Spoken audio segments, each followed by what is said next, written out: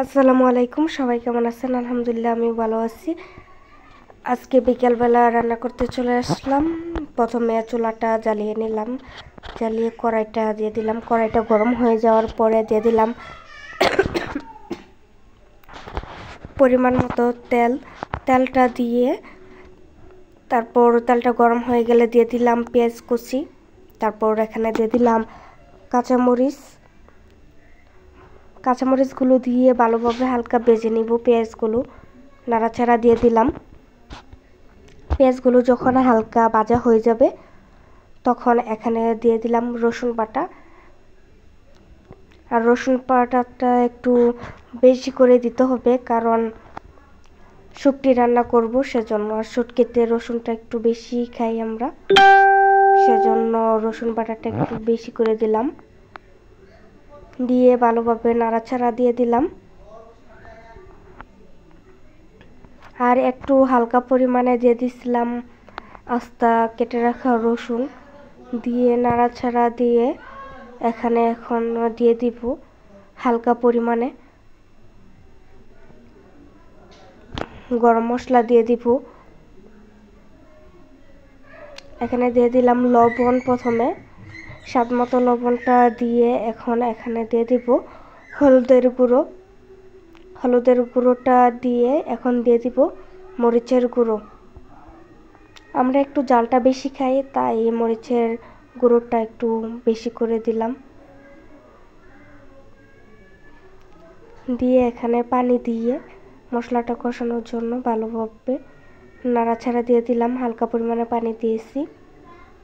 আর এখানে বেগুন আর আলু কেটে নিয়েছি, আলু আর বেগুন দিয়ে রান্না করব। আর এগুলা হলো শুটকি মাছ, বাঁশপাতা শুটকি বলে এগুলাকে।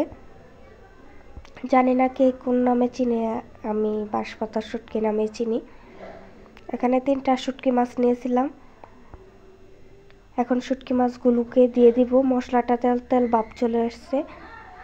এখন শুটকি মাছগুলো দিয়ে ভালোভাবে মশলাটার সাথে কষিয়ে নেব।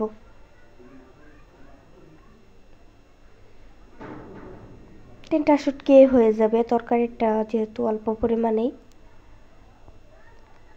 আর এগুলো সেন্টটাও একটু বেশি ছিল, সেজন্য 3টাই হয়ে যাবে। মশলাটা ভালোভাবে কষানোর সাথে সাথে এখানে আর একটু পরিমাণে পানি দিয়েছি, যাতে শুটকি মাছগুলো ভালোভাবে কষানো হয়ে যায়। আর শুটকি মাছগুলোকে ভেঙে ফেলবো। নাড়াচাড়া দিয়ে শুটকি মাছগুলোকে ভেঙে ফেলতে হবে, যাতে সব কিছুর সাথে মিক্স হয়ে যায়।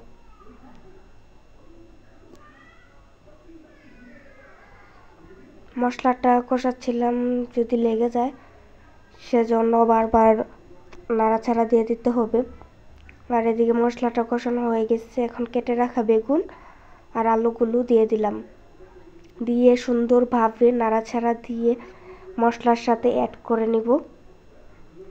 অ্যাড করে এটাকে ঢেকে দেব। একটু পর ঢাকনাটা খুলে আবারও নাড়াচাড়া দিয়ে দিলাম। লেগে যাচ্ছিল, ভালোভাবে নাড়াচাড়া দিয়ে দিতে হবে, নাহলে পুড়ে যাবে।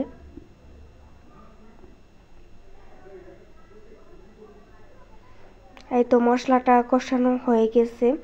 এখন এখানে হালকা পরিমাণে ঝোলের জন্য পানি দিব, যেহেতু এটা একদম শুকনো ভাজা ভাজা করে ফেলবো, সেজন্য এখানে ঝোল রাখবো না, তাই হালকা পরিমাণে কম পানি দিতে হবে।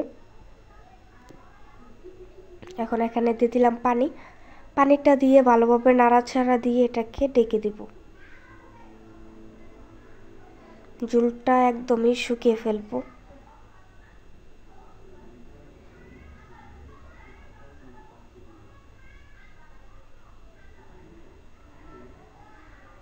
এই তো ঝোলটা ফুটতে শুরু করে দিয়েছে এবং কি অনেকটা পরিমাণে পানি কমে এসেছে। এখন নাড়াচাড়া দিয়ে দিব। নাড়াচাড়া দিয়ে আবারও ঢেকে দেব, সম্পূর্ণ ঝোলটা শুকিয়ে নেব।